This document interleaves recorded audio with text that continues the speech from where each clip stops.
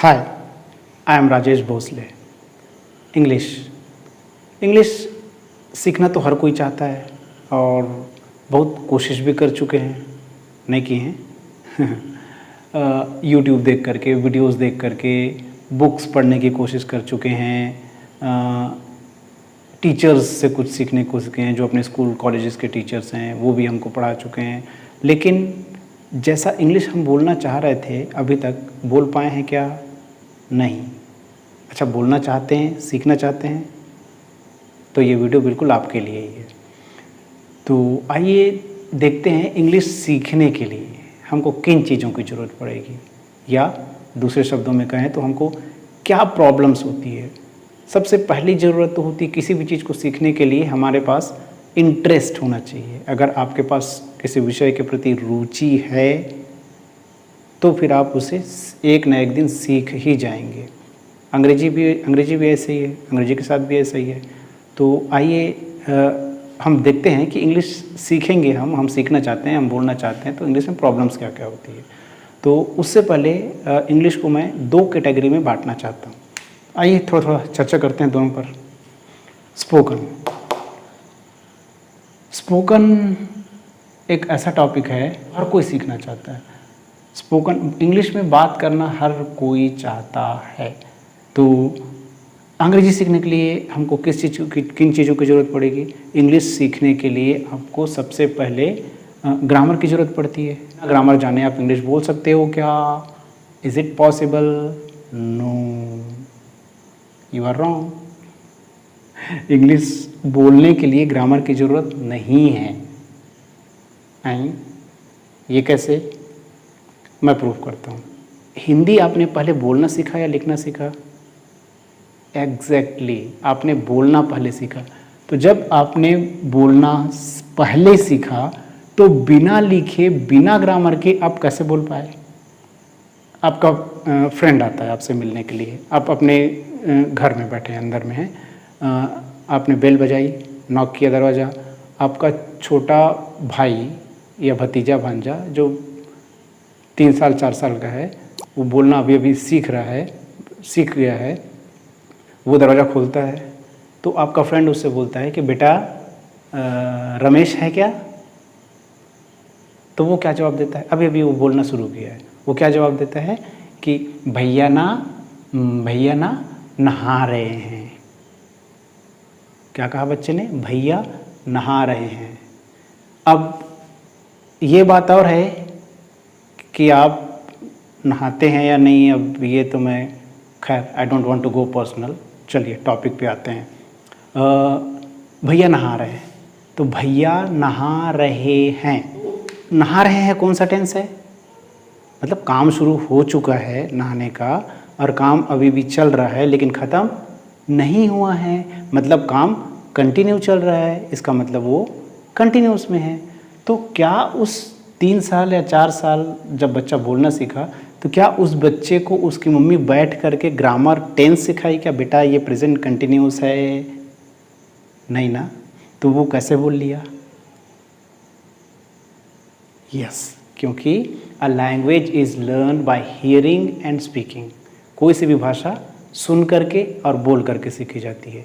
जो चीज़ वो बार बार देख रहा है, जिन चीज़ों को, जिन एक्टिविटीज़ को, जिन वर्ड्स को वो बार बार सुन रहा है, उन वर्ड्स को वो हमारे बिहेवियर से, हमारे एक्शन से वो कंपेयर करता है और उन शब्दों को वो सीख जाता है।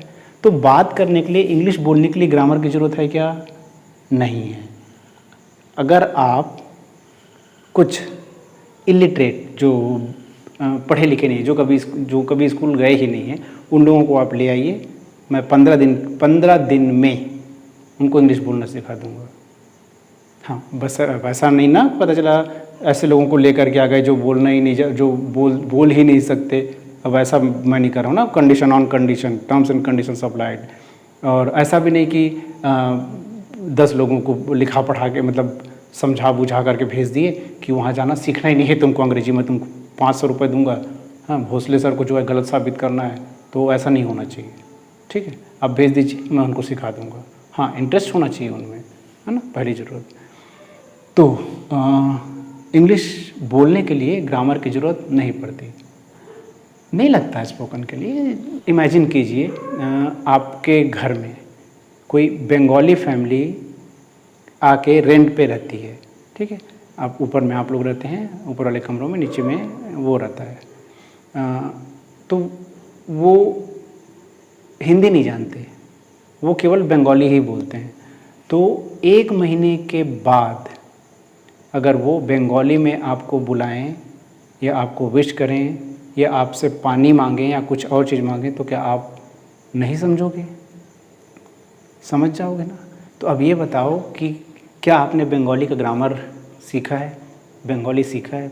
वो लोग बैठ कर के सिखाए क्या कि इसको ये बोलते हैं? नहीं ना।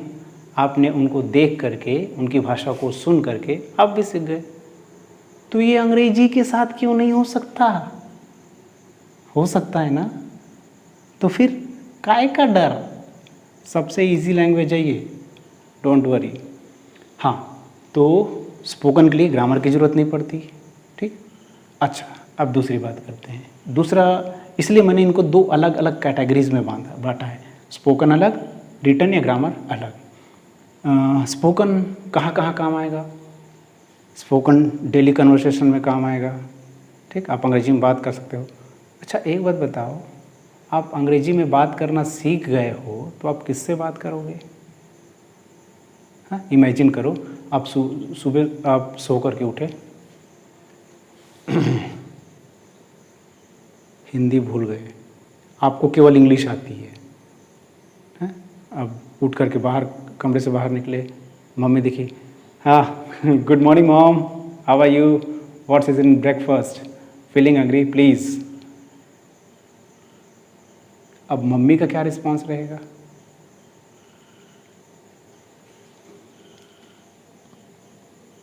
हाँ, चप्पल ही निकालेगी, बहुत बड़ा अंग्रेज आ गया है। तो क्या करोगे अंग्रेजी सीख के? छोड़ो, नहीं सीखना है अंग्रेजी। सीखोगे? चलो ठीक है, सीख जाते हैं। हाँ, तो अब हम लोग डिस्कस करते हैं ग्रामर पे। ग्रामर क्या होता है? ग्रामर हमको बताता है, एक स्ट्रक्चर देता है, हमको एक फॉर्मेट देता है जिसके हिसाब से हम कहाँ सब्जेक्ट लगाना है, कहाँ हेल्पिंग वर्ब लगाना है ना, बिना किसी मिस्टेक के हम वाक्य को सही सही लिख सकें, बोल सकें। ग्रामर ये होता है।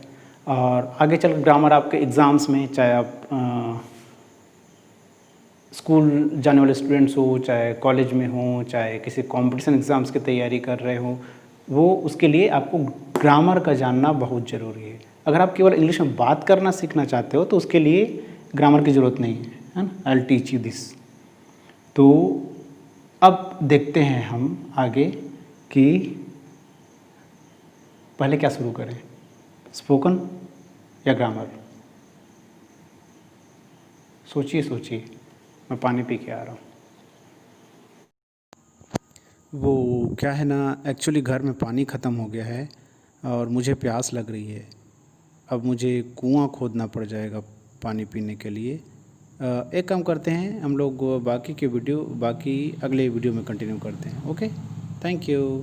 अच्छा चलता हूँ, दुआओं में याद रखना।